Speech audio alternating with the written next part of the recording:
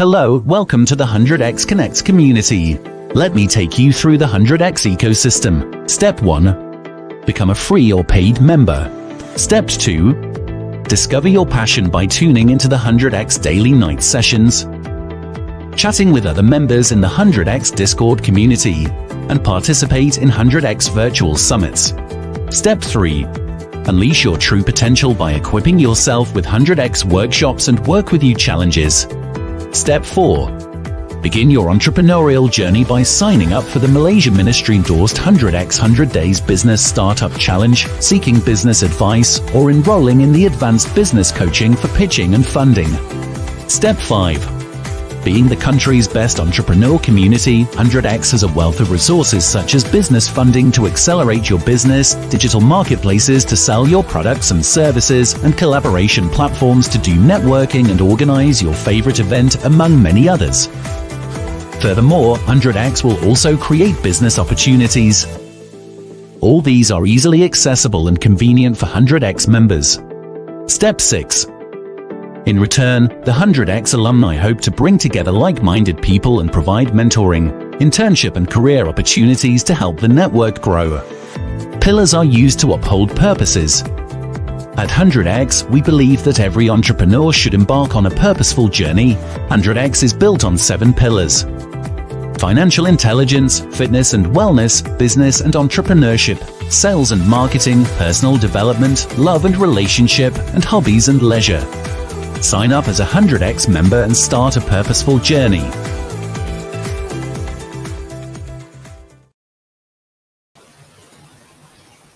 Good evening, ladies and gentlemen. So welcome back again. It's a Monday. So good evening to all of you who's actually on our Facebook Live today. Yeah, so let me introduce myself. My name is Chanel, and there you go, the lady next to me. Her name is Yvonne. Hi, Yvonne everyone. Chin. Yeah, correct. So I guess that you know that when you're seeing our faces, then it's going to be our Pocket Financial that's actually airing on 100x Connect every single Monday. So yeah, when you are actually here, we will really appreciate that all of you can also share this Facebook Live, okay, to your profile, to more groups, so that more people will be able to actually know about the show tonight, because we're going to be a little bit on the gender side tonight, that we're going to talk about women and also money. So what has women got to do with certain money inside our life, right? We had a speaker that spoke about men about how many 2 weeks ago about men. Now we're talking about women. Yeah, because one thing about women empowerment is that women empowerment is we, but when we're talking about men empowerment, it's me. So one seems to be very selfless. The other one sounds a bit like self-centered. Sorry to say, but that is what the word actually brings out. But I mean, But it to is think actually so, just a totally different thing. yeah, but to think about it, actually we don't really understand them a lot. So like today we after over lunch, actually me and Chanel, I think we learned quite one or two things about male as well, which actually we do not even know. We had a good science, we had a good biology class today, all thanks to our guy friend who actually came to have dinner, have late lunch with us. Lunch, yeah. Yeah. So the more you ask, the more you learn. Yeah, exactly. So we also know very little about them as well. Yeah. So I mean, there's always this complaint saying that why men don't really know women enough. But in fact, we only realized today that we don't really know men enough. Yeah, surprisingly, right Chanel? Yeah, And definitely. in fact, you're married with kids, right? And still you suddenly have a wake up call saying that, oh, okay, I don't know men enough. I don't know. I mean, it's like, we are not that. We really did not pay much attention to them. 心中惭愧，对了，你讲的对，就心中惭愧。But I mean, it is okay. I mean, this lesson also told us that we are not we are not almighty. You see, that there's still a lot of things that we don't know in life, which that's why that there is the power of asking, that we got to ask people, now and then about actually why male behave this way. I mean, there is never 100% knowledge that you actually know and you apply every single day. But if you're curious enough, if you are striving to actually learn more, right, that's when the question and the answers will come to you. Yeah. Oh, there you go. We have Audie here who contributed a lot to our conversation today. Yeah. Hi, Audie. Hi, Audie. And hello, Alexander, our normal Monday audience that is always here to listen out to Yvonne and also Chanel. Yeah, so that's why today, right, we also want to actually let everyone know about the difference, like, because back then, actually, women didn't have the privilege, of getting the financial education. Like, also this afternoon, we were actually having a discussion saying that how come certain dialect women, right, they work harder than other dialect people. Yeah, I was actually just showing example, to Eva and the rest of them, saying that Hakka women actually were not that fortunate because of the nomad nature of the guy. Oh, love the conversation today. Very fruitful. I love it as well. I think it's Mm. actually a very good one. Yeah. So we also hope that all of you are actually back to the norm of connecting with the people, so that I think the physical networking is something that we are lacking. This So is the yeah, if first. Is this yeah, with friends lah? With friends, this is my first. Not we are not very big group of us. We did our social distancing and stuff, and we had a good late lunch together. Yeah, something that I think I missed.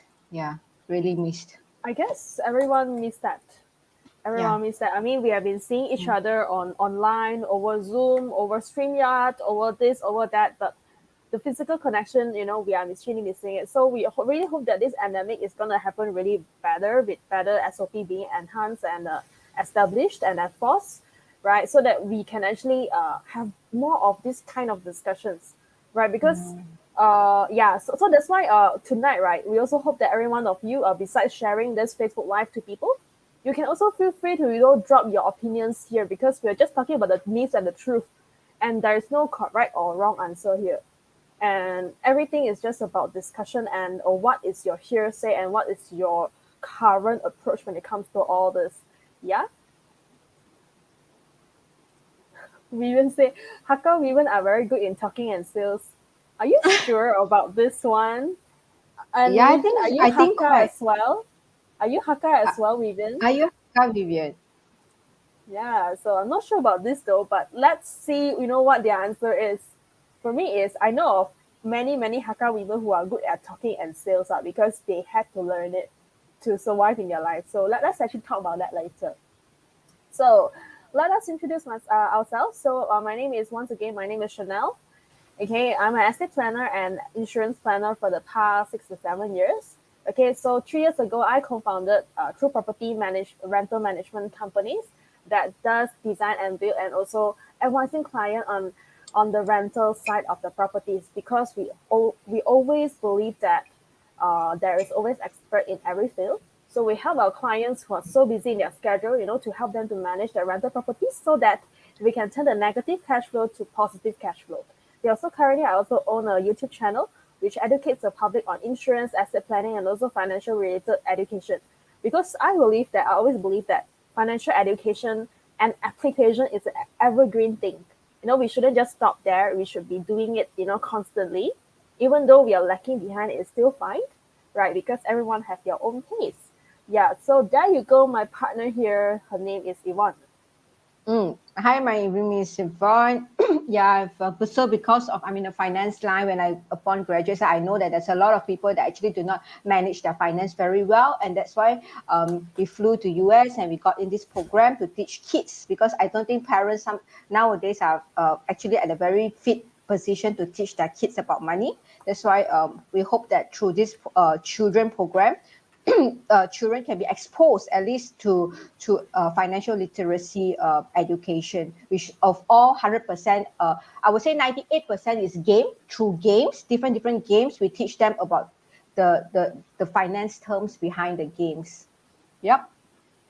So Yeah, yeah, and of course, yeah. how fun is it to actually implement the game into learning something new? Mm, So that's why yeah. in sooner or later, in just 1 or 2 months' time, we're gonna announce to you on how you can attend a physical event that Mm. Yvonne's gonna organize with 100x. Yes, definitely. Because we already during this February summit, we already give out about 30 tickets. So yeah, we'll be fulfilling it very soon when everything is safe and parents are 100% safe for us to come in to teach their kids.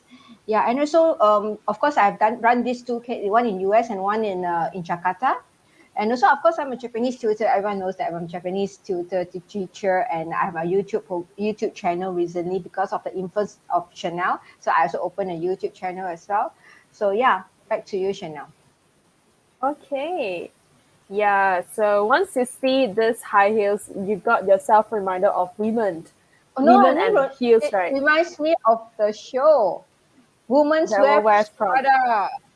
Yeah. So there is this, how to say, traditional thinking that women are perceived weaker at managing finances.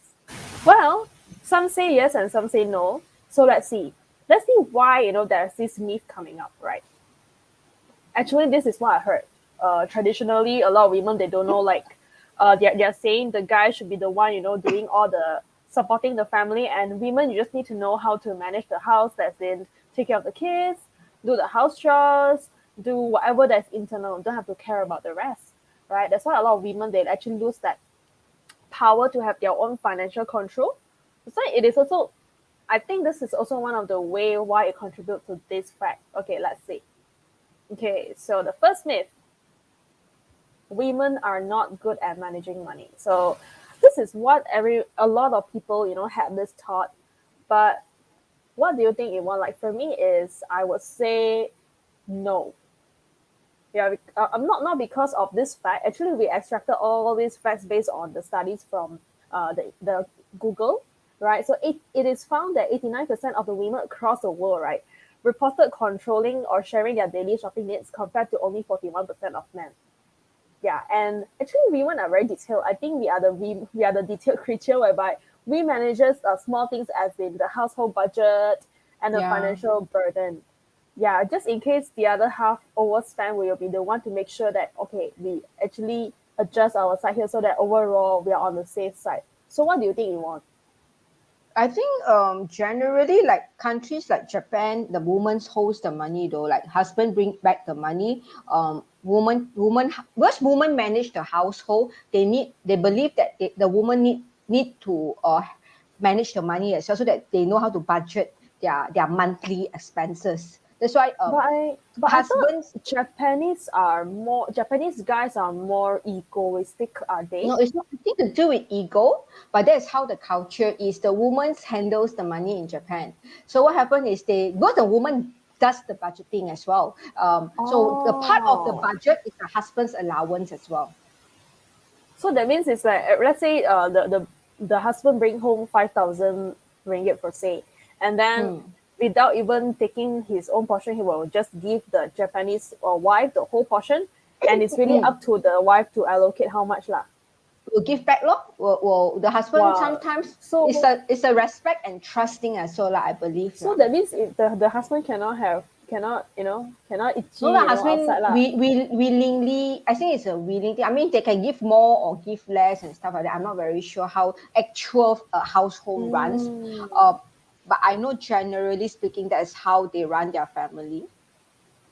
But the Ah. guys don't care about anything after that. That's why you see like why they say Japanese guy don't care about the household stuff, because they already given everything to the wife to take care already. Like household bills, all the bill, they don't really care anymore. Yeah. Actually, so I totally agree. Yeah, because it also runs in most of the Asian family. Women, in fact, are the pillars when it comes to the internal household expenditure. So let me show you an example. Because when guys guys are generally what in ancient times, guys are hunters. Yeah. Like their body structure, they are more masculine, and they are actually stronger. They can lift up certain weight that women can't, right? So they are Mm. hunters. So they hunt for what? They hunt actually, let's say, to provide food to the family. And secondly is to give them shelter. They build the houses for the family. So they are Yep. actually the one, right, doing the hunting outside. Whereas women, after getting all these resources, will make sure that all the welfare of the elderly, themselves, and also the kids will be taken care of. So Mm. that's why it is actually not weird that But women look Asian, into the details and yeah. actually manage them better. Because the guys are actually taking back the money, but doesn't mean that the guys are good at managing it. I think manager, this role, right, is totally different than you taking it. Yeah. I think Asian still women manage the money, but guys still, I think, not like Japan where they give the whole salary to the wife. I don't think so. I Because also just like agree. the wife will just tell you, oh, this is like a fixed amount for this, but maybe like for example, 2,000, 3,000 for the household expenses, including 电油水火. Is it called 电油水火? 燈油火蠟.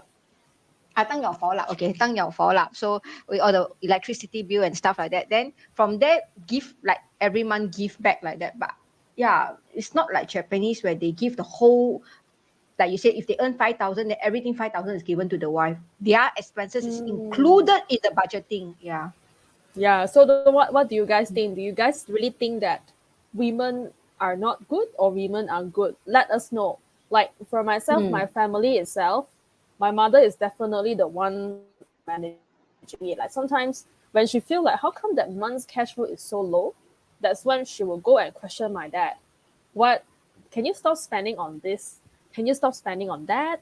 Can we lower down our liability? Can we do something by not buying more liabilities and all? So she would look into all these details whereby because guys, they're actually having fun spending the money, they actually forgot about it. Like for me, this is my experience. So how about you, Yvonne, your family? My family also definitely is my mom that actually is the one that she's a very good uh she well spent below her means, I would say. Then she's a very, very good saver and very good investor as well. I mean, when she was younger, of course, there's not much to invest lah when she was younger. And also last time you're talking about 20, 30 years ago, there's not many investment courses or opportunity per se. That's why I agree. saving in the bank, FD, all these are like, I believe that is why they say women are weaker, not so good at managing money. But I think it's a general statement where because last time let's say 20 years ago, where got so many courses, to learn about what flipping the property lah, all these different courses they don't have. So not only Yeah. women, men also don't know because also don't have this kind of courses, right? Like what investment courses where got last time. So the only way, No, the don't have. safest way, maybe is FD lah, insurance lah, mutual fund also okay lah, but not say 20 years ago, 30 years ago got also ma. So it's only like the past 20 years maybe, 25 years, I don't know. I agree. Yeah. So we will come to that. Actually, Yvonne pointed a few really very good points. Like it's about the choices. So let's see in the next point. Yeah. Yeah. Another myth. Okay, women spend too much money. Okay. So let me just ask a very bold question to all the women out there who are married. Do you have your 𝗧chị𝗽𝗶? Do you have your private pocket money that you keep somewhere else? You're asking me? You are married, right? Yeah, asking you and also to the women out there. Do you all have it? I share, Right. since I'm lifestyle, I share first. I don't Yeah, have correct. per se. but since Seriously? seriously, since I started earning myself a lot of times, I have my own money now lor, to be honest. I have my own money now because I've been earning like my own courses and stuff like that, right? So monies come from different places. So yeah, I believe now I have my so-called 𝗧chị𝗽𝗶 because it's my own made, my self-made one, right? But last time, I don't really have like a 𝗧chị𝗽𝗶 lah. Yeah. You don't. Yeah, because don't 少一粒, so don't really think that. Yeah. You know me well lah. I think Perhaps, Chanel know. perhaps because of your upbringing also lah, that you're quite comfortable. But for my grandmothers, both grandmothers and my own mother, they definitely have. So many years later, right? I realized one thing. Women, especially the wives and the other half, they actually spend money on the things that they think are necessary. Of course, we are not saying that the women don't spend money on anything. There's statistics showing that women actually do spend a lot of money on clothes, on anything that actually make them feel really good, for their image. But technically, right, a lot of women, they spend a lot of money, let's say it's for children. Like I'm sure you have seen a lot of people these days, right? They rather spend money on the children than themselves. The children gets the best, but they themselves, they are very frugal. So that's one. And secondly is I have seen a lot of rare cases. My grandmothers, my mother, and my aunties, they keep all money away. It's so that if something screw up in the husband's finances or husband ditch them, they have something to fall back to.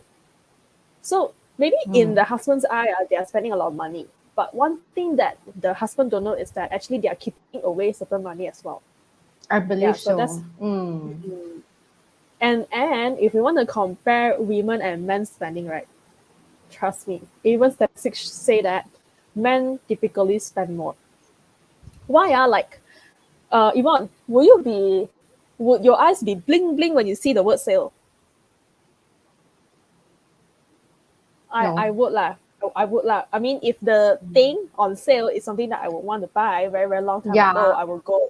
Because I'm a very cost savvy person and a lot of women are like that. But men, right, if they see something really good, they don't care whether it's a discounted It's or a sales full or price. no sales. They would just go for it even though it's a high ticket item. So that's why typically, yes, you may think that the men buy lesser things, but the things that they buy are quite expensive per se. I would, yeah. But this is just something that is quite generalized, based on the statistics show. I mean, Let's you all say can. because now it's like internet spending, right? So when it's a sale, you definitely know, because everywhere on your smartphone, they will tell you, they remind you that there's a sale, double 11, double 10, double 9, double 8, every double is a sales Oh, anyway. So, but girls, let's talk back about before this whole online shopping era, like only on the shopping mall kind of sale. I mean, how many guys don't really go shopping mall? Let's put it that way.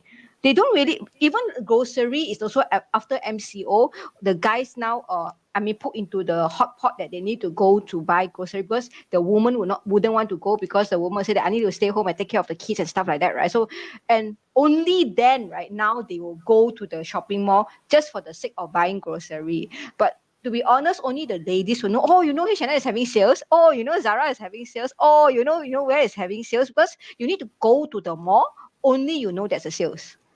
Unlike now, everywhere you on your phone, you're right. everywhere is sales, sales, sales.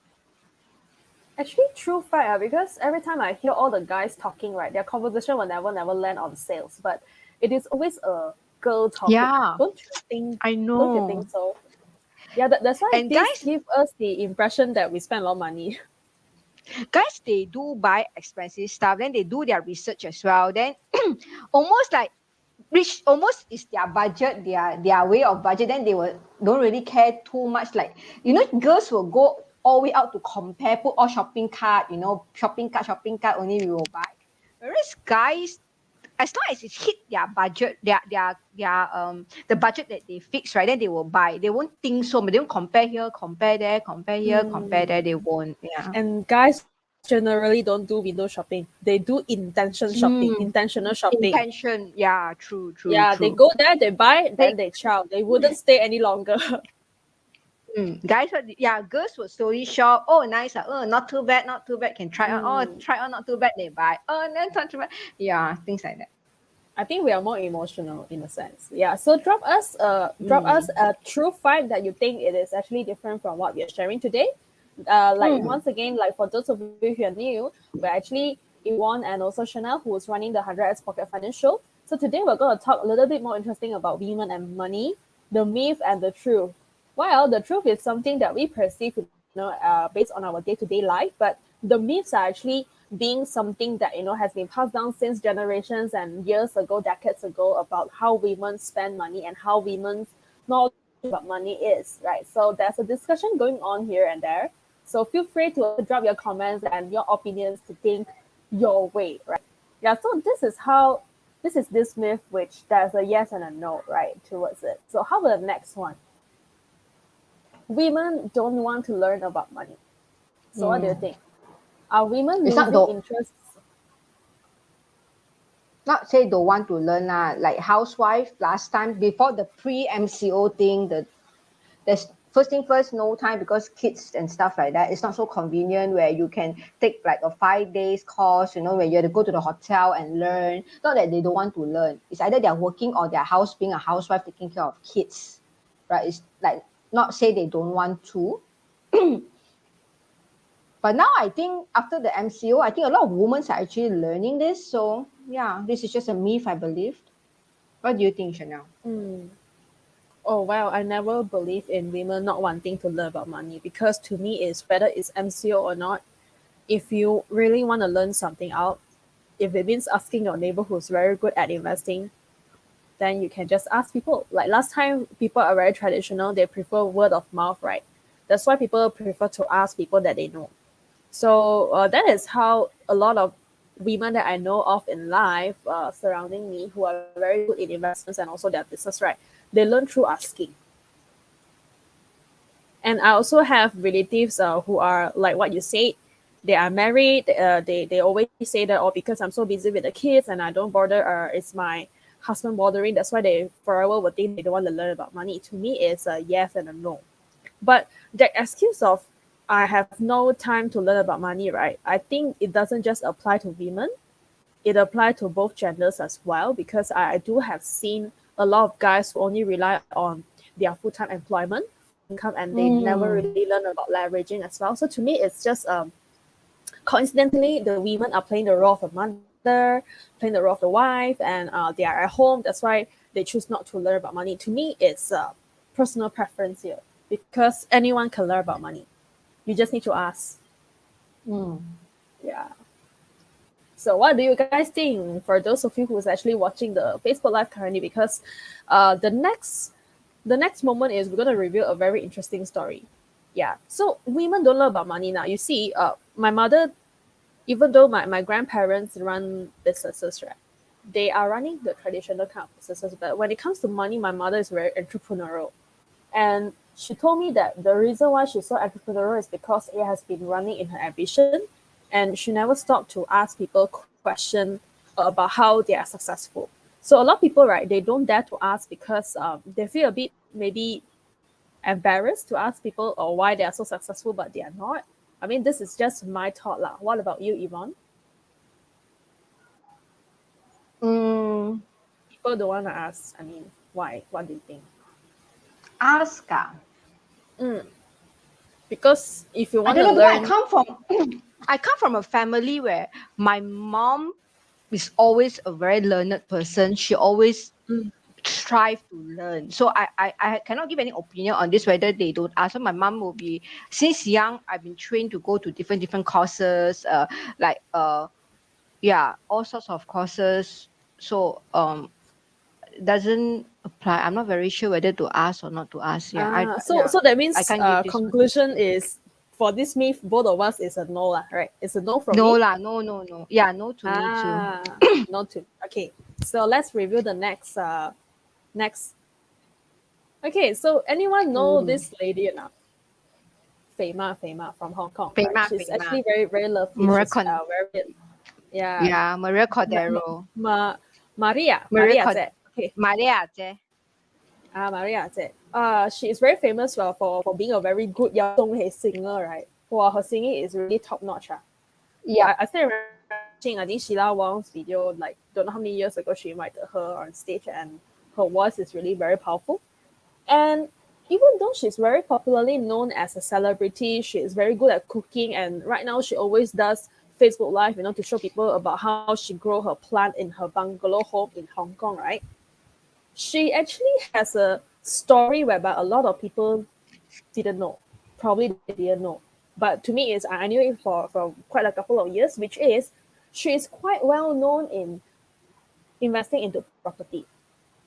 So during her earlier years, right? I think in 20 or 30 years ago, right? She was just like anyone else, like a normal housewife. And sometimes she take up the job with TVB, to do a little bit of singing and acting. But one thing she is very, very good is she loves to ask questions. Like, she always wonder, how come certain people, can afford to buy houses? Well, I'm sure that houses back then in Hong Kong or even Malaysia, to a lot of people, is expensive. Correct? Like last time, maybe is a few 100,000, but the few 100,000 last time or few million last time is still very big to the era last time, because we're talking about like decades before. But how did she actually go about it is, first thing, she will ask the people who are very successful. That's one. And secondly is, if I want to fork out the money to buy the property, how? Because, with only myself, right, my cash flow is so little. How? And that's when she did collaboration. She partnered with a few of her close friends. Let's say a few of them, let's say 5 or 7 of them. They put the money together to pay the down payment. They hunt the property because they were there to ask the questions on to the experts or to the people who are so successful into properties, right? And they saw the chance, they bought it. So she actually shared in one of the news, which actually pasted the link here, is that she said she remember very well, right? There was one property, nobody even want to have their eye on it because it was so terrible in the condition that she easily paid less than $1 million. But within a few years later, right, they managed to sell it at 4 million Hong Kong dollar.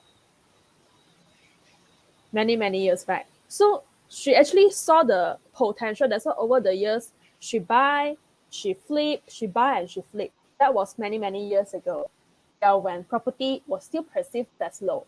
If you ask me, is the property now still low? To be honest with you, there is never the lowest and the highest. Investment is like that.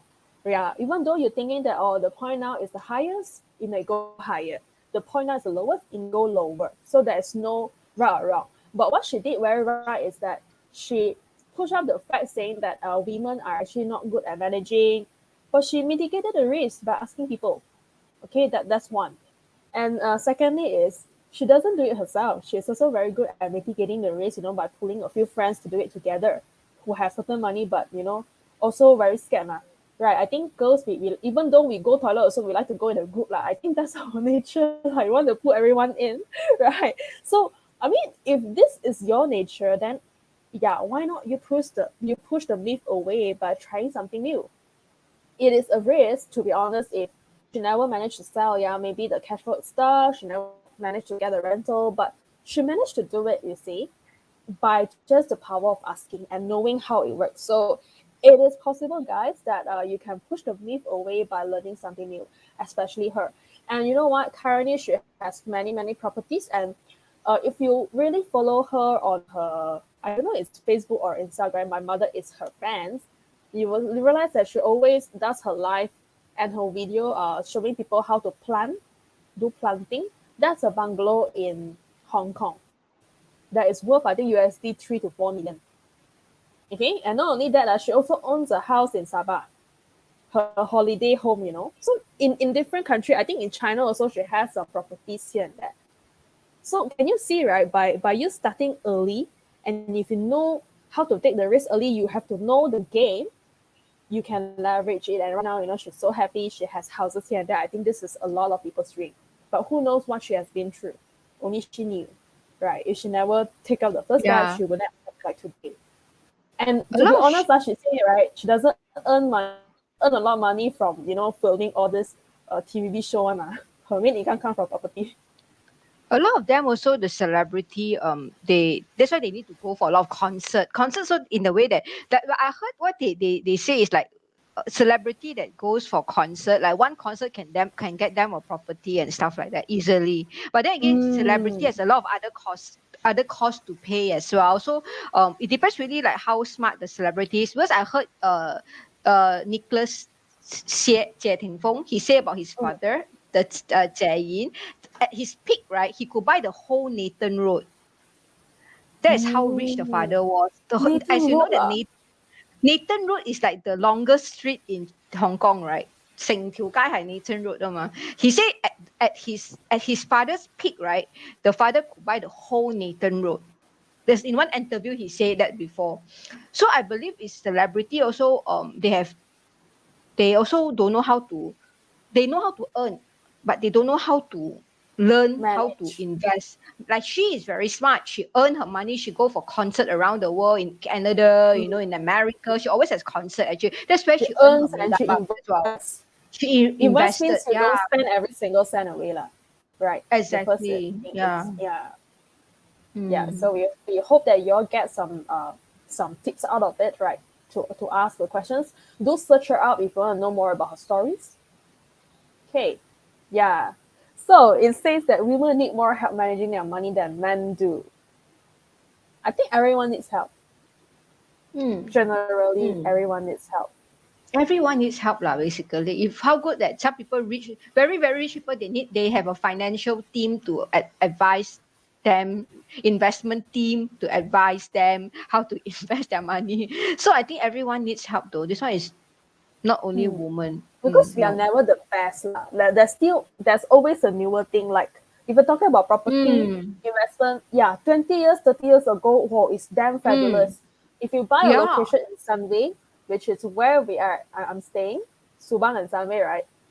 One house, you can now sell it at 5-6 times the same house. Now here, I mean, like Bandar Utama, when they launched their BU6, there's only 600,000. And 600,000 now here in this area maybe could just get you maybe let's say maybe a 800 square feet condo, not even 1,000 now for that 500,000-600,000. No, you can't even get a condo which is above 1,000 square feet. So yeah. And if you bought Bangsa before it was popular, Bangsa used to be what? Yeah. Used to be like just a normal mining land, right? Now look at Bangsa, Bangsa. no lah. How many people can afford to stay in Bangsa now? Like because of the price, right? For the square feet that you're actually getting there as compared to other places in PJ or maybe other not so busy area, is also very expensive. Flip a lot this area. Correct. So why actually people are actually saying that women need more help in managing their money, right? It's a lot of women don't have that confidence, I would say. It's actually the confidence issue. Because some women is like this. Women a bit always feel takut lah. Like they know a lot. I have a few friends they have to read out a book about share marketing, read out this book about the one, read a lot of books, but end up I think it's the action taking part that is stopping them. Where I think this is just a risk appetite thing, because nowadays women are more and more brave, you see. Like I think slowly women are actually emerging to be the very courageous creature really. So needing help to me is don't make foolish mistake, by just following your guts. I got to do your own homework. And if you need homework or if you need guidance, that's when the help kicks in. Yeah, I always think that both gender also need help. Just like what Yvonne said.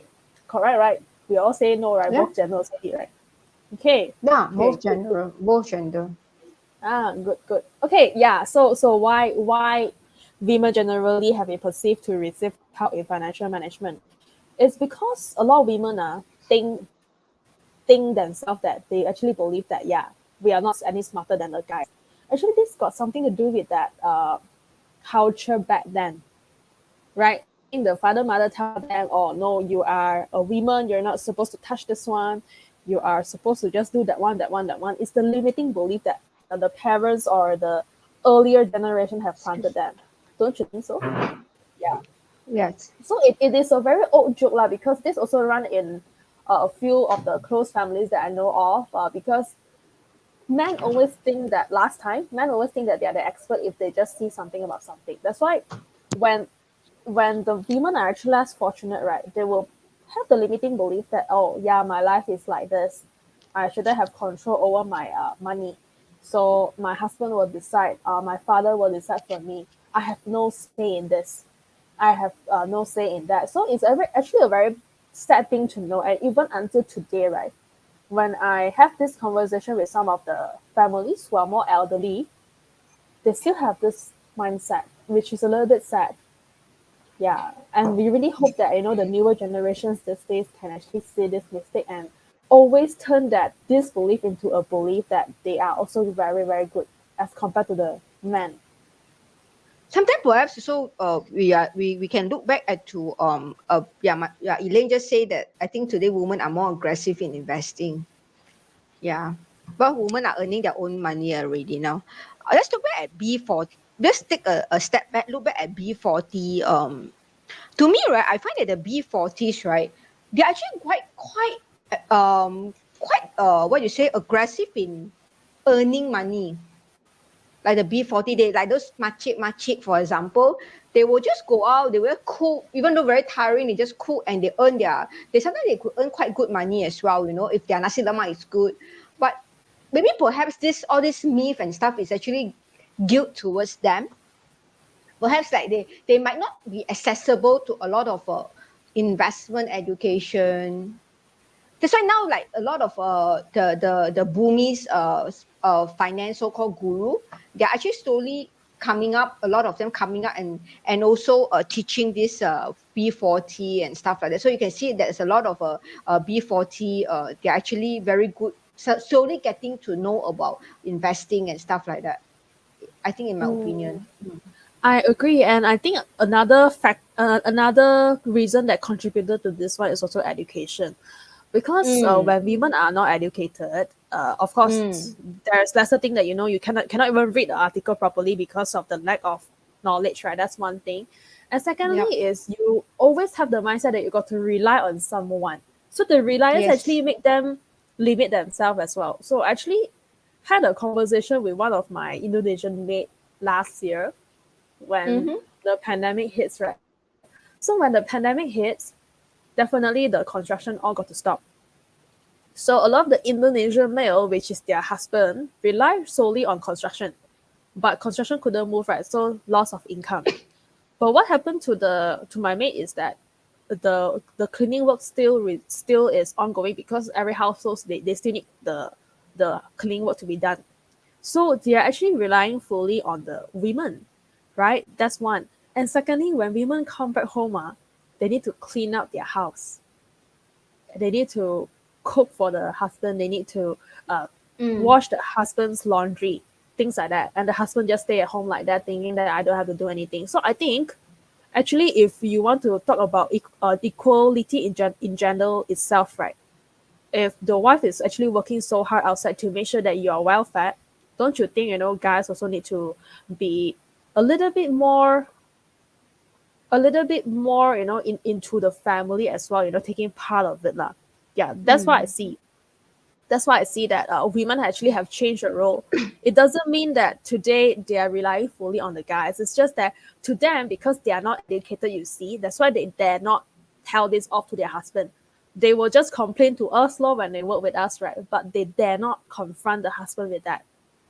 And she even told me that one is just husband per se. It's not even husband, actually it's a boyfriend only.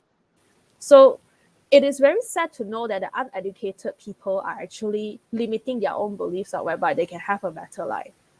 Yeah. True. So I totally agree with Elaine. Women are quite aggressive these days because they know what they're doing already. Okay, so another thing, women have a PhD in a topic and they're still concerned that they don't really know enough. Yeah, this is what I was telling just now. We are very scared. They want to find 101 facts about it before we start doing it. It's about the taking action, whereby I think that's why I got to really give a little kudos to the guys. Guys are actually having more guts here. But things have changed. Nowadays, right, it is the girls who go after the guy, not guy going after the girls already. So things have changed here, you see. So let's see who have more guts these days, okay? And the fourth fact, why women are generally perceived to receive more help in financial management is because women are actually still earning lesser than men. It's not because women are asking for less. Women are actually offered less. Women are more likely to be turned down when they ask. This is based on a study in US saying that they still have a little bit, not to say a little bit, quite a big gap between the gender.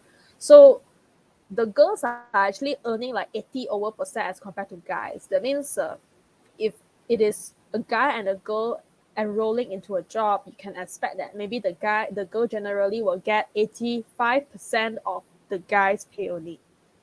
Okay, so why this? Maybe I can just show you an example. I think Malaysia, we don't really hear this that often, but I always hear this fact whereby whenever a woman is being interviewed at a job interview, right?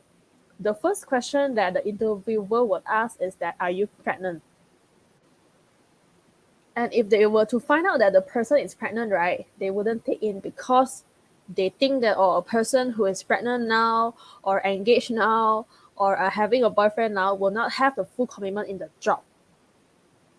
They need to spend time with their loved one. They need to spend time with their children. That's why they wouldn't prefer a woman. Really, I heard of a lot of all this whereby the interviewer, right, reject the person because they are a woman. So what about you, Yvonne? Haven't worked in corporate to answer this question, but I No, believe what I mean is the women still earn lesser than this one. I believe so. I believe so. Even for the same position. Yeah. I really know what's the market now, but I think a lot of women are, I don't know, the women that I know, right, they're actually climbing the ladder faster than the guys. So I'm not very sure about their income per se, but a lot of women I see today are actually climbing the ladder so fast in the corporate. Like I mean, among my classmates, among my schoolmates, I see them winning awards in the banking industry, taking on a lot of important the C-level roles. I mean, women that I know today are very I won't say they're aggressive, but they are really at a par. But income-wise, I really don't know because I don't know what's their income. Because So yeah. it's actually not a common thing that Asians will talk about. Yeah, exactly. But climbing the ladder was having a very important role in the company. I think the girls are holding a lot of important roles. I agree. I agree that a lot of the women are actually taking part in the financial commitments of family. That's what Elaine says. Most of my women clients are very hardworking and successful in investment, especially eventually their husbands become house husband. Okay. All right. I mean, this happened to my family insurance agent as well. Like, she's so hardworking, right? Then the husband eventually became house husband and supporting her in her business.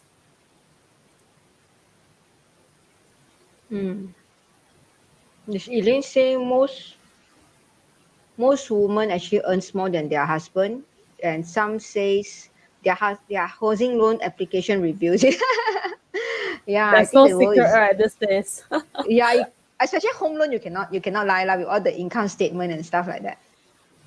Okay. Then in this case, I think the gender wage gap may happen in some other places, but not in Malaysia anymore. Yeah, Not in the the people, maybe Malaysia, not in the circle of people that we know lah. Maybe. correct.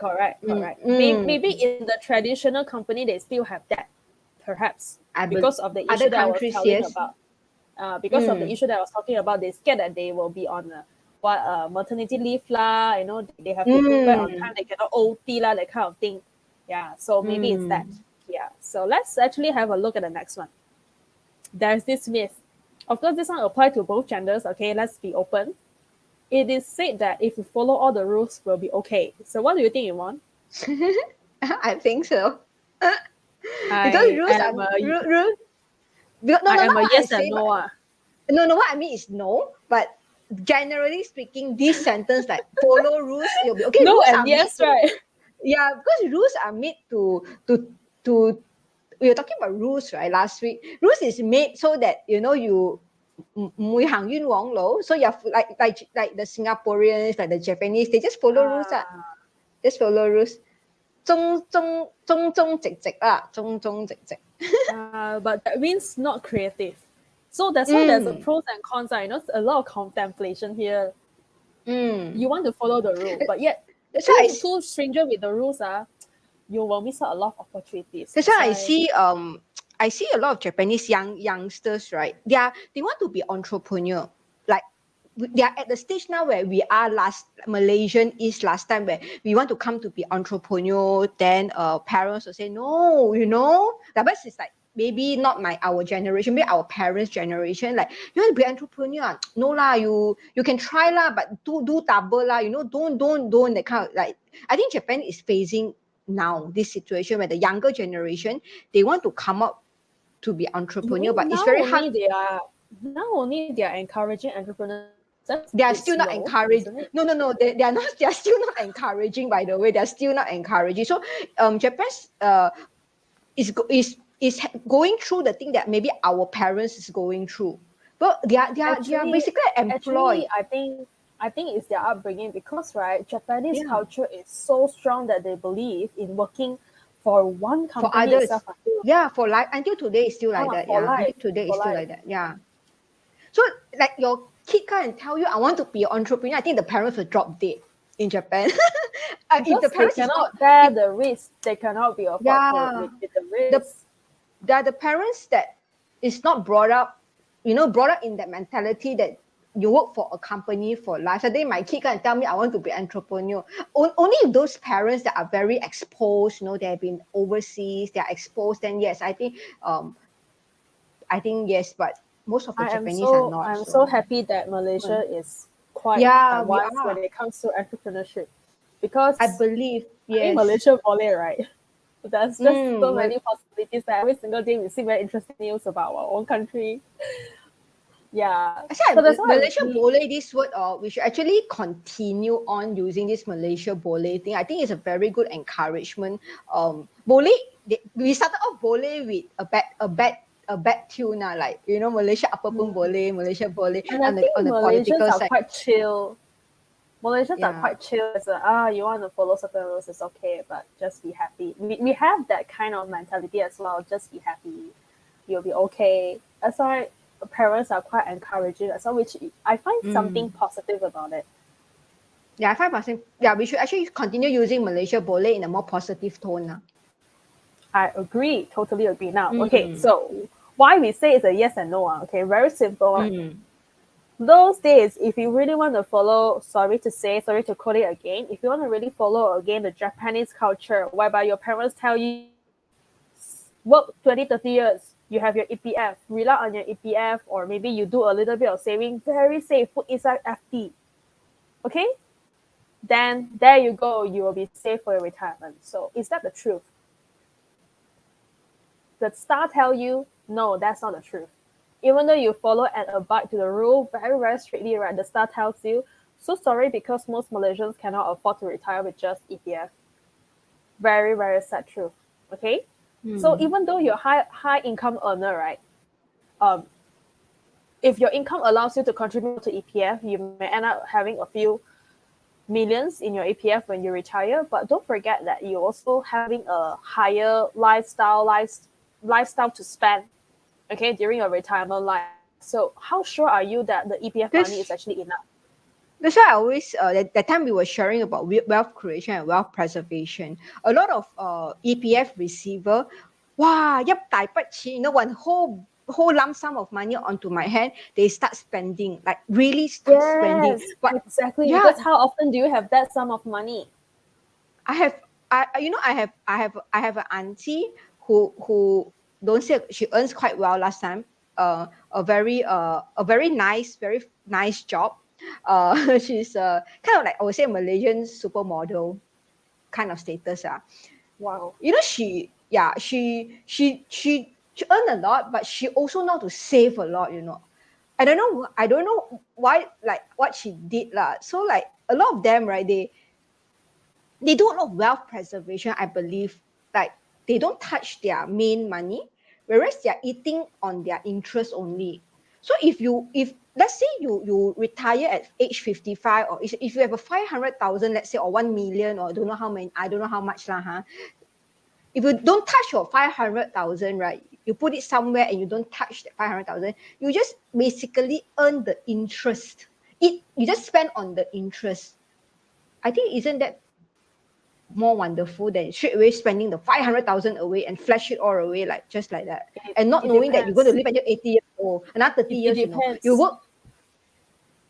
It depends because, right, I am sure that your auntie or whoever that you're quoting, right, doesn't only have that one 500,000. She may have 500,000 to spend with. Like one is for like what you say, earn the interest is actually for the day to day to live on. But I'm sure she will also have the second pool of fund is Don't for her have, don't have, don't enjoyment. have, don't have, don't have, don't Oh, have, then she's living a don't have, very don't have. frugal life, is it?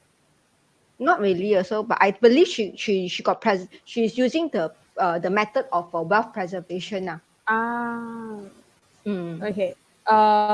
Let's get back to this topic and we say it's a yes and no lah, because this is a news based in 2017, whereby EPF was saying that there's some EPF very poor returns actually coming out, whereby people by the age of 55, okay, only 18% of the people will have around 200 grand to spend with. But I heard of a real life story whereby the person, when they got the 100 or 200 grand, right, the first thing that they did is they bought a new car. Not holiday, no, new car first. Poverty, new car poverty. first, New car first, okay? New car, never mind. Then the child come and say, Dad, I want to get married.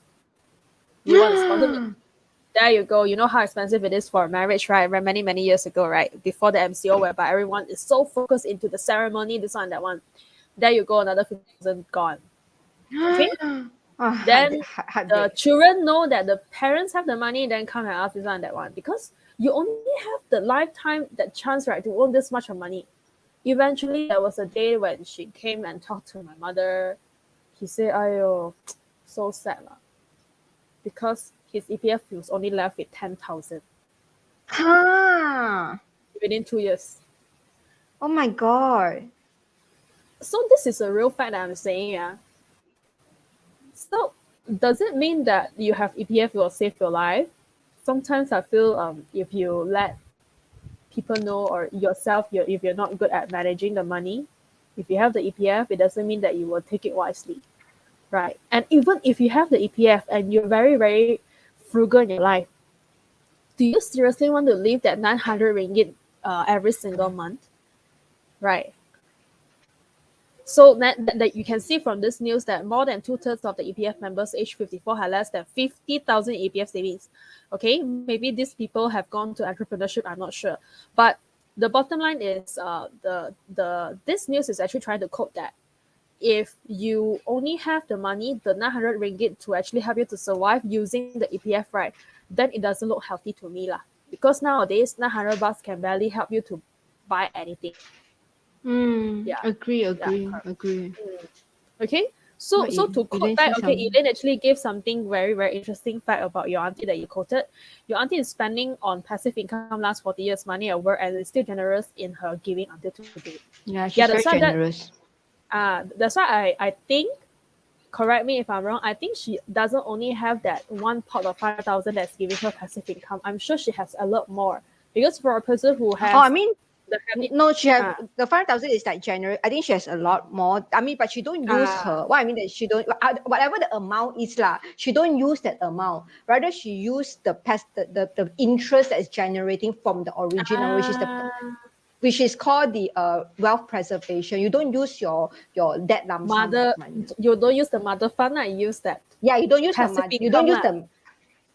It can be from it can be so that means you don't dive into your asset. You don't straight away take back your asset. You use the income that is generated from your asset line away. Okay. For example, like bank, if you have, let's say you have 1 million, right? Bank is giving you 3%. Now got 3% a year. How much you got? 30,000. 30,000. If you divide by 12 months, if you use it, a lot of people. I mean, by then, I believe a lot of that age people already paid off their car, paid off their house, everything. So you think about it, 2,000 over just to eat, right? I think it's okay lah. I think for now it's still okay lah. 2,000 over to eat, because a lot of people outside also, their first income is only 2,000 over anyway. They have to transport and stuff like that. But because these days the living expenses have gone higher, like you buy vegetable also not that cheap anymore, right? Right. So you want to go for holiday also. Yeah. I mean, that one is very good for you to sustain your day-to-day life lah. That's why later on, right, we're gonna also elaborate a little bit on how you can mix around, right, to make sure that you don't live so frugally. Because we also make sure, because I'm sure that we have been through the MCO, we have seen how fragile humans are, right? That's why I think enjoying a little bit while you're still, earning is also a very, very important choice in life lah. You don't want to wait until it's too late, right? So, okay, why this fact? Okay, why EPF is actually no longer enough, and you got to look out for more options. One, sticking to the rules that were being told 20 or 30 years ago, right, doesn't work anymore, because, like what I said, life is actually very unpredictable these days, because anything can happen before 55. Not everyone is actually enough to live until 55 to enjoy. What if 55, enjoy 1 year, then have to say bye-bye, right? So it's not the life that you want. What if you can actually save and invest into a few funds whereby, like what Yvonne and Elaine said earlier, you have assets that generate you income that can bring you to holidays. Isn't it awesome? Yeah. And secondly is because we also have the EPF. EPF is not enough because like the second point here, we can easily outlive our desired savings. How much is actually enough for yourself? You got to calculate that backwards. And having more baskets of wealth are actually very important to diversify risk. Like I think Yvonne gave a very good point on the FD, but do you really want only FD that is actually very, very risk adverse? I think it's a good choice if you are very old, but if you're younger, definitely the 1 million of cash, if you put it in FD, then it's a waste lah. How you want to go about it in diversifying your risk, right? Having a mixed one, some in high risk, some in the medium risk, some in the lower risk, right? Yeah. my auntie is at the 60 years old, so that's why 50, 60. So I think to them is, it's a risk thing, like an age thing, risk versus age. Yeah, that cannot afford to do the new high risk one. I think medium risk is still fine, but high risk is a bit too risky for. Yeah, exactly. Doesn't mind to, unless unless that money is just 10% of her wealth, she doesn't mind to do the high risk one that won't affect her total wealth if anything were to go wrong. True. Yeah. Okay. So again, of course, also is to use all the financial tool to mitigate risk, because in this news that you know about this EPF is that a lot of people, based on the Star actually quoted this. Why some people they lose out their money quite fast is because, right, age 55, what does it mean? It means that it's a year whereby your health all start to have issues. So a lot of people, right, when they were younger, they were so focused into just working and saving into EPF, they miss out the part whereby they can buy medical insurance when they were actually healthier. So when they retired, the one thing that actually cashed them out so much, that affected them financially is the medical expenses. Killed them really literally a lot of their savings. So you don't want that. That's why medical cards these days are actually almost like necessities to every one of you already, right? So if you're still wondering which medical card is the best for you, right, our advice here is the best medical insurance that you have is the one that you've already bought. If you're still hesitating, we can tell you very frankly that most of the companies in Malaysia right now are providing similar plans. All are actually being governed by. So, yeah, especially during our pandemic now, else like how you can actually mitigate the risk, right? You can actually discuss with people who are more experienced, right? To know, for example, low risk and very highly liquid, is it about FD, right? And the medium risk, do you want to invest into unit trust, endowment plan, or things that are actually easily convertible into cash, right? And which is still semi-liquid, like maybe shares, you can easily sell off even though it's at a loss, it's still fine. How about high risk investment like your business? Business are actually not liquid enough, and also your properties, but all few and also in the startup, right? So all these are high risk, but they have the potential of generating you very high yield if you know the business really well, if you know the game really well, right? So how to do all this? Okay, you got to really find out what suits you then. Okay, but be sure that you got to implement all this, right, to help you to mitigate the risk. If you have a high risk, it also means that you got to save quite a bit more in cash to help you to save the business just in case something bad happened. You don't want to end up, being a bankrupt because just one business, but just because of one business failure. Yeah. Okay.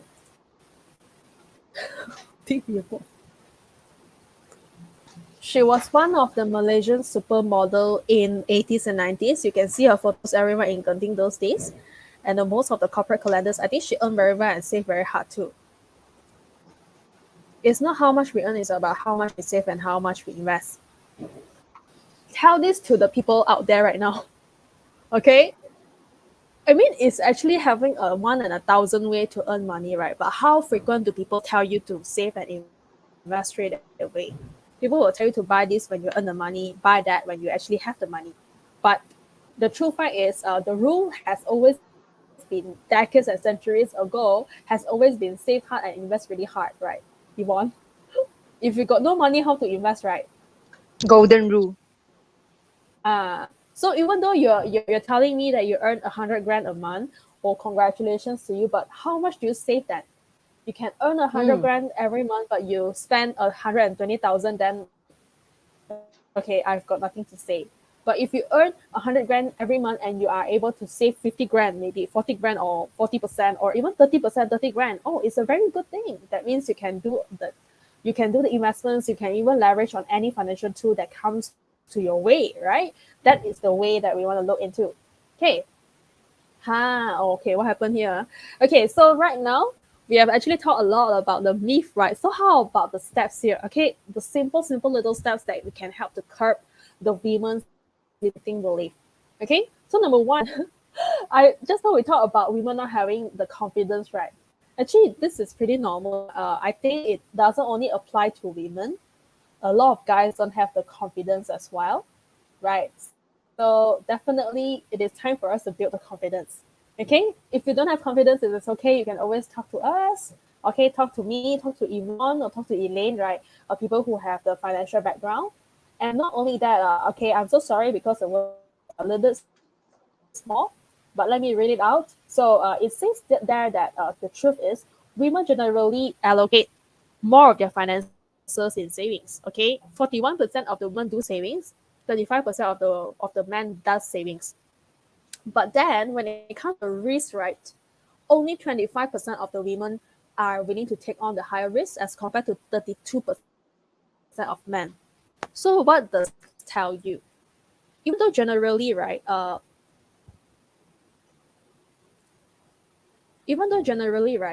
the women are actually good at saving money, but they save for the sake of saving only. They don't know how to leverage on their savings. Okay, so which means that guys, even though they not many of them does savings, but those who save, they really have more guts into doing the riskier investments. Okay, so that's the difference here. So how more balance is that we got to have more confidence. Okay, so there's this thing called no pain no gain. If you have never lost a single cent investment, right, then I can tell you enough that you are too risk averse. You're too fearful of failing. Yeah, I think Yvonne is lost. You have not lost anything, right?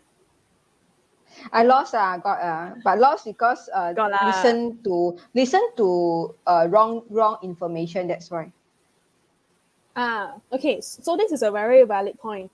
You got to lose a little bit by listening to the wrong information for you to learn the lesson to know what is the right information for you. That's also one thing to learn. So do not be afraid of making mistakes because it is only through making mistakes that you know which one actually suits you. Like we have a 100X member, right, who actually told us that she used to have relationship manager, but she has no idea why, right? Every time she invests into the funds, into the unit trust funds, she will lose her bucks. But she realized one thing, whatever business that she invests in, she will make money.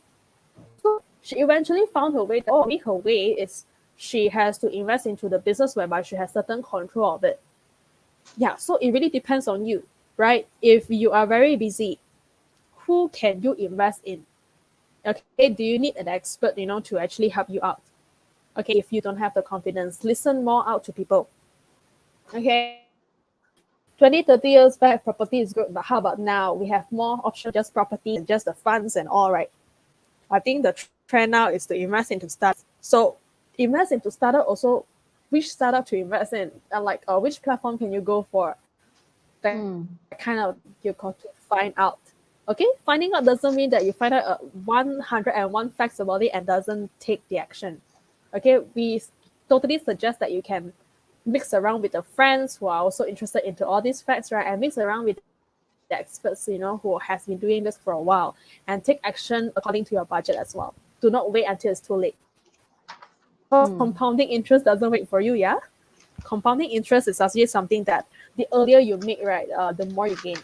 Yep, okay? So definitely. we hope that with that you will be able build your confidence, yeah? Don't have to be afraid. Okay, we give you the confidence. Okay, but we don't tell you where to invest, all right? You got We can have a discussion here, of course, face to face or over the Discord, but yeah, we are not accountable, towards your failure, but we can share based on our experience, no problem on that. Okay, step 2. You got to know what is the percentage. Also remember, the lower percentage, the lower risk. The higher percentage, it definitely will come with a higher risk. Okay, it's only when you can take up those certain type of risks, right? That's when you can go in. Okay, my per se of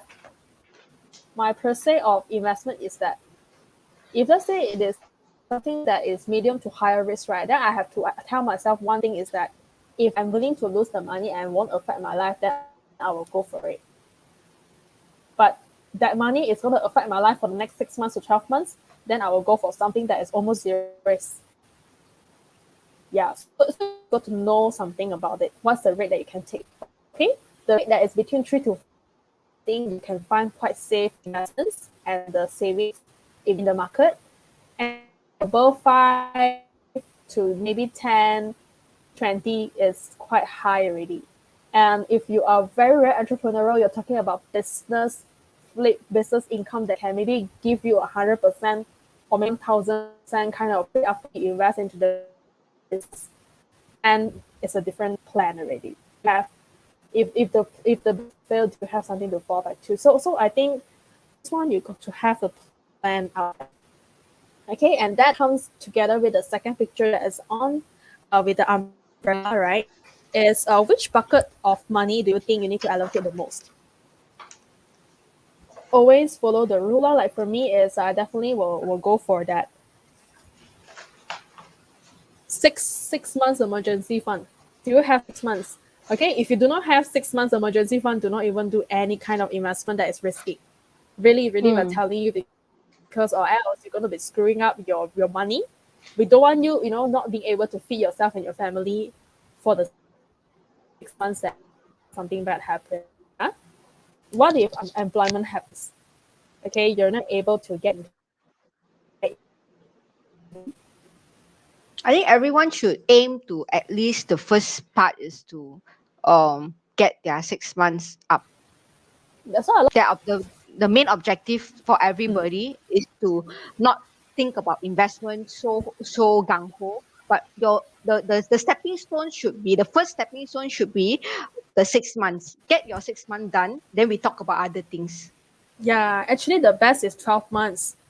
But 12 months sounds a lot of people, but actually it's the safest.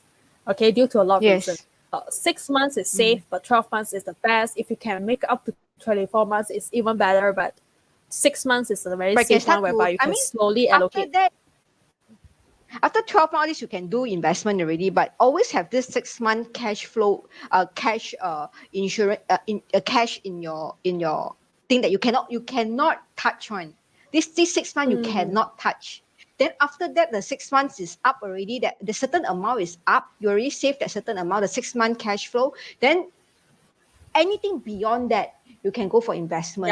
You can really do it. Correct. Yeah. 12 months, and 2 during years.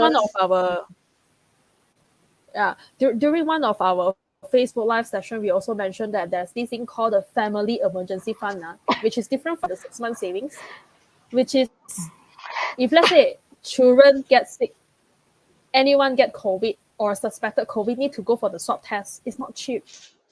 Not cheap. One test is easily a few $100. And what about the supplements that you want to take right now, right? And the funeral fee, anything that is very sudden for all these cases that is happening these days, right? It will also eat up your emergency fund. Okay, that's why it is better for you to save more, especially during. If you touch your emergency fund, then you have to rebuild the emergency fund to make sure that the emergency fund is always at that level that you have planned out. Because that is if you're single. If you are above your single, then of course that level will change. Definitely that the amount of your original point will change because you are no more alone, right? You are with a family. So maybe last time you think that 6 months, maybe 6 times, let's say 500. Enough enough 500 times 6, maybe 3,000, 5,000 enough. Then slowly, but as you get older, that particular fund must always be at that level. Once you touch it, you make sure the next few months you try to cover up that difference. Yeah, very easy one. Very easy. How to gauge this is because this is very subjective. Is ask yourself, when is the last time your child got sick and got sent to hospital? How much did it, spend you for those few days that you took the unpaid leave? Those few days that you purposely pay out of pocket for certain things like the test kit or whatsoever, the things that cannot be claimed by the medical insurance. What are the alternative treatment that you actually bought to make sure that your kids are actually well taken care of after being discharged, things like that. Yeah, so all these things. If you know how much how painful your wallet is previously, right, then you know how to budget for it already. You want this right, make your floating cash. I think the word floating cash is always up to par level. You use it, you make sure you fill it back like a bucket of water. And the third thing is about the time, right? How much time you want to actually spend on to have this plan. Always have a long-term plan. Let's say if it means taking 2 years to help you to build that 6 months emergency fund, then you have no choice to take it as how it is. If 2 years to build that emergency fund is too long, then my suggestion is really do all you can. If it means taking up the second job and third job to fulfill that little, financial commitment earlier, by all means, just do it. Yeah, because it is just a delayed gratification. You may feel that it's actually very tough for you right now, but the later you will thank you for that. I think Yvonne and me have been through that because we are multipreneur, we own a few businesses, and sometimes we feel like killing ourselves because we're so busy, right? But yeah, I can tell you the rewarding side of it is actually very good. Yeah, and also, if you set a plan already, please be accountable towards yourself. Nobody else is responsible towards your own plan, or unless it's you yourself. You got to stay accountable for it. If you don't have the discipline, like I always tell people and joke to people, pass your money to your mother. Tell your mother your plan, right? I'm sure your mother will be chasing for your money every single month. Boy, where's your money?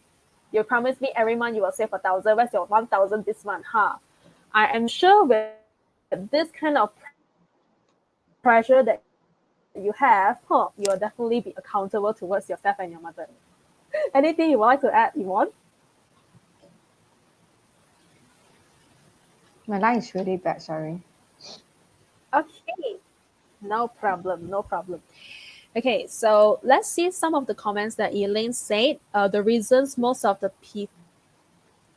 There are many people who earn millions in their lifetime, however, they are not rich but poor at old age. This one I totally agree because I have a few rich uncles, not my uncle, but it's my father's friend who are poorer as compared to when they are younger. Okay? The reason is because most of the time they don't save and neither do they invest. Spend only start to have a plan if you want financial freedom. A lot of people, they think, okay, I want instant gratification, so I spend now. Leveraging is a very powerful in financial wealth accumulation. Learn to do cash flow leveraging. Yeah, correct. But I see a lot of employees, right? Even they get, I see a lot of employees, even they get like 6 months bonus, they don't really, that 6 months to them is like a spending rather than, wow, I have this before money to they invest. even get it. So good, wow, before they get it, wow. Before they get it, they'll be discussing in the office already. When I get the bonus, I want to Really? go here. I want to buy the bag. I want to buy the car. Yeah. Really? Yeah, it happens. Before they even get the money? Yeah, because you roughly will know how much you're getting already, right? So they will say, if I get 3 months, I'll do this. If I get 4 months, I'll do that. If I get 6 months, I will do even more. But why if people think that, wow, 6 months, that kind of money, right? I can go and do investment and stuff like that. Wow, it'll be more, the world will be a better place. They'll be telling you, silly, YOLO. You're not living your life to the fullest potential. Yeah, it's about the YOLO thing, right? I mean, you have worked hard for 1 year. If you get 6 months bonus, it's a very good thing. But it doesn't mean that you invest fully 6 months, into investments. You can also enjoy. How about take 2 months or 3 months to enjoy, while, another 3 months you can put it into savings and investment, right? That can help you to generate more income. So that's just my opinion. But of course, invest into Can put into your enjoyment fund, let your enjoyment fund grow. Oh, but they want to use it immediately. But I they want see. immediate Okay. enjoyment, what? Oh, they want immediate enjoyment. Okay. So if you want immediate enjoyment, then sorry lah, you will make your money work for other people, but doesn't work for you. That's this step number 3. Okay, so think hardly, think thoroughly. Do you want your money to work harder to the people you pay, your tourists? I mean, or you want your money to work for you? Then in this case, a little bit of, or maybe a major part of sacrificing will need to come into the place. Why do you think the old people, they are so good in still having a lot of savings? Is because they really live frugal life. They set up to even go for holiday, right? To save for the future, and invest. That's why look at Maria. Maria said, you think it's easy not to spend a big part of money and invest into property and wait for a few years to sell? I tell you, right, it's actually not easy one. And I can bet you the moment she bought the property also, she don't know whether tomorrow or the day after she can sell at a higher price or not. But of course, she has the confidence because she does the homework lah, right? So you got to make sure that you really make your money work for you. Okay? So how to make sure that this step actually works for you, right, is it doesn't really mean that you got to be a qualified accountant, a qualified financial planner to start this. It's actually very simple. Simple, but not that easy. Okay, you may start with something really simple and leverage on the expert. So for example, if you have interest in business, okay, then you go and do your little small business. So once you have done your business for 1 to 2 years at your side hustle, I'm sure you will gain certain kind of income. So it doesn't mean that you spend them right away, right? I'm sure you will have your financial goal. So instead of taking all into investments, you can maybe do this. 50% of the income from your side hustle, you spend it for your enjoyment because of your hard work.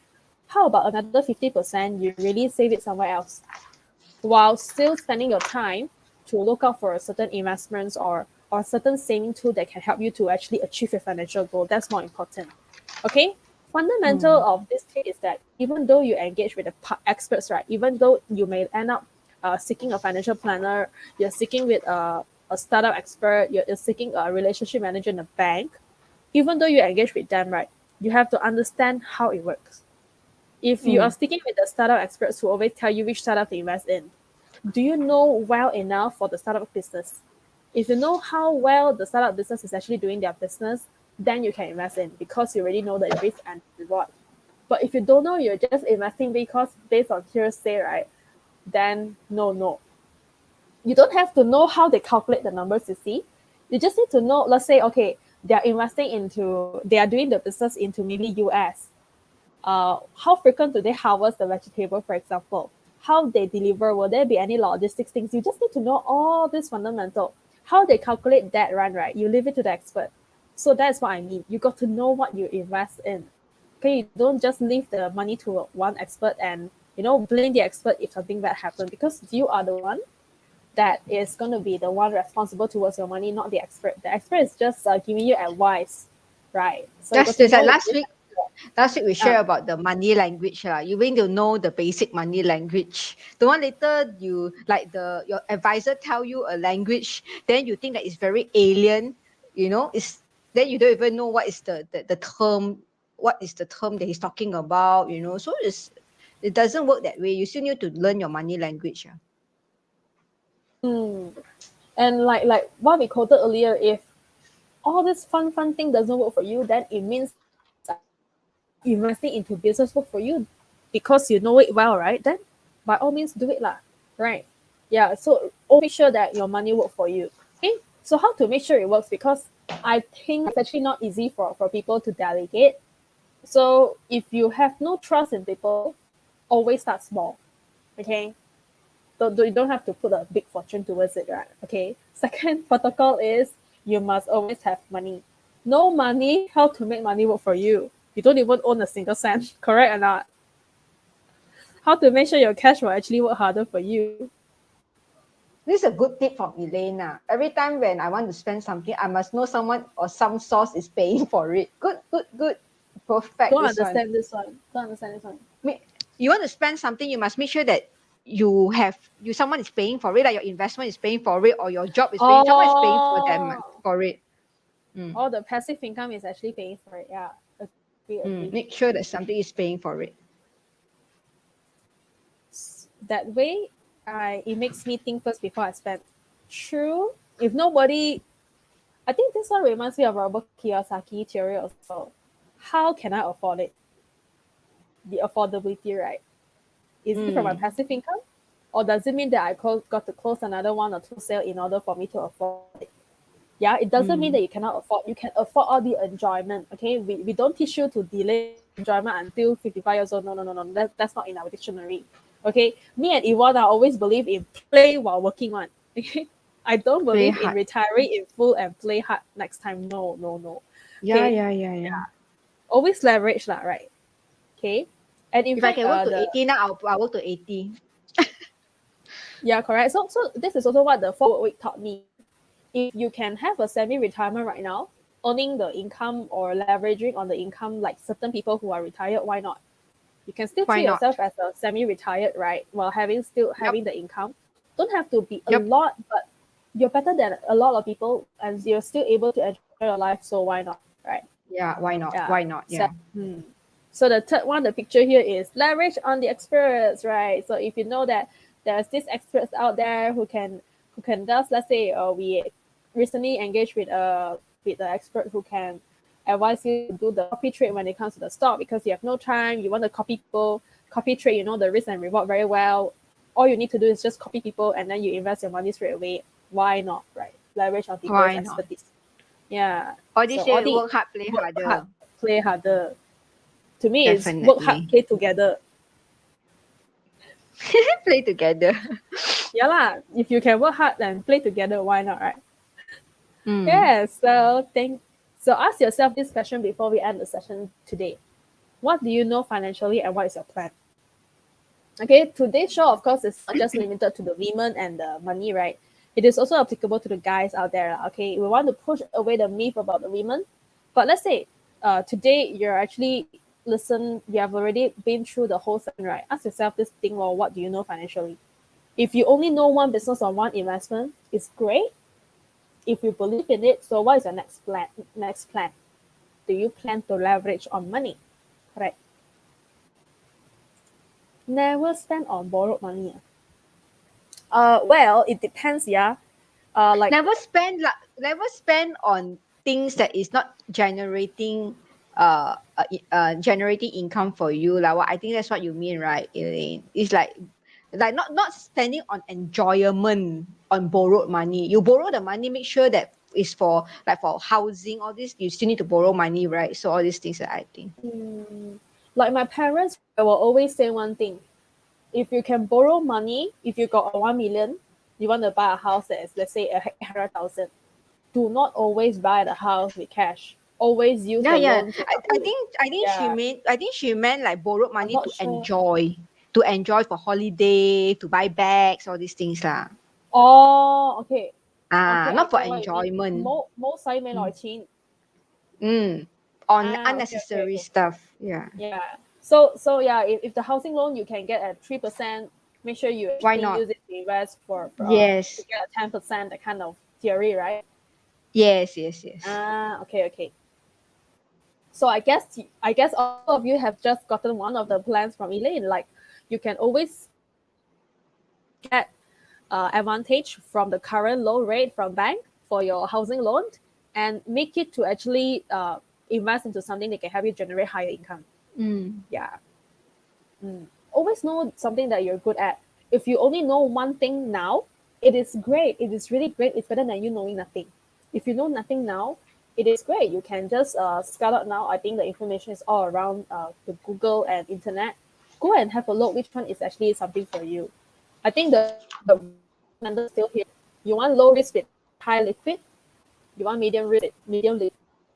Or you want high risk, extremely high risk, which is not liquid at all, right? You got to know your game really well, okay? Yeah. So with this, we would like to say thank you very much for joining us. Yeah. Yep. So if you have any question, you may feel free to contact us. Our contact details are here. Okay. So as mentioned, I'm a property rental management entrepreneur. I'm an insurance agent as well and asset planner for the last 6 to 7 years. So there you go, Yvonne is a serial entrepreneur, and she also currently owns Kids and Teens Financial Literacy Education, and she is also a Japanese teacher. Anything to do with Japan, you can ask her. She will answer you straight away to your face, and that is her passion. That is her passion. So sooner one day, I will definitely follow her to Japan for the trip. Don't forget that. Serious? Okay. I know. You want to go? Of course, because it's you. Yeah. Yay. So that really, thank you very much for spending your night today and listen to us. We hope that today's discussion is really fruitful to you. So if let's say you're watching this as a replay, do not feel stingy to also drop your comments down here to discuss all this with us. We welcome you. All right. So before we end the session, we still have some comments from Elaine, who is actually so generous in sharing her thoughts and her life lessons here to everyone. Elaine says, cheap and free money in the market, don't be afraid to take it. Yeah, and actually, this is what we agreed as well recently, Yvonne, right? That money is actually the least of your worry these days.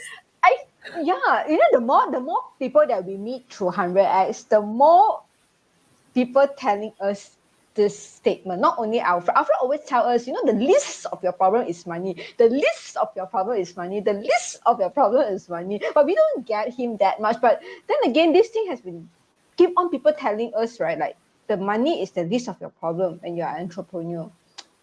I think I got to agree with it after mixing with it's like mixing with the right people, right mindset people, and very resourceful people. It's very important in the sense that they will tell you that money is least of your problem when you want to start an entrepreneur. Mixing the right people is very important. Yeah, so if you're wondering whether you need like 100 grand to start your business, we will tell you in 100X that it's a no. You can start it anytime, anywhere that you want. With the technology space, we can just meet virtually like this, right? Anything is actually possible. So what is actually not possible is just your mindset. All right. So if really you are still thinking of whether should I start or not start, just do something today. All right. Just start something. Yes. Yeah. So Elaine says not to spend but to invest. Elaine is a believer of investment. Like she doesn't really spend that much, but she invests a lot. Okay. And not only that, she also is a very a person who's very into enjoyment. It's just that during the NCO she cannot travel, or else right she would have traveled to a lot of places. She enjoy like her holidays like 1 year 3 times. So each time will be like maybe 2 weeks to a month. Especially the end of the year one will be quite a month or so. Like usually it will be a 2 weeks holiday at least. But she say no point going to a place and you just go for 3-4 days or 5 days. To her that one doesn't gel in her. She said, and you want to enjoy one place at least 2 weeks. This is what I learned from the 4-hour work week. If you can stay there for 2 weeks, why not 2 months to enjoy the culture and all, right? So this is actually going to be a very totally new thing. Yeah, and Elaine says, my partner tells everyone that she became wealthy after she got to know me. Yeah, so this is very important. If you know someone who is very financially literate, know the right person. you know the right person. The person can help you to become powerful, okay? So overnight powerful is long-term powerful, all right? Oh, okay. Yeah. Hey, Lydia, thanks for listening to us as well. Thank you for being here the entire night. Yeah. So with that, everyone, we wish you a good night and we will see you again next week. A very, very thank you to all of you who listen and to all of you who have just gone into this Facebook Live. Feel free to enjoy the replay of the Facebook Live and do drop us the comments if you have more comments about our sharing tonight. And with that said, thank you very much, everyone. Thank you. Good night. Yeah, and good night, everyone. See you next week. Say bye-bye to us. See you.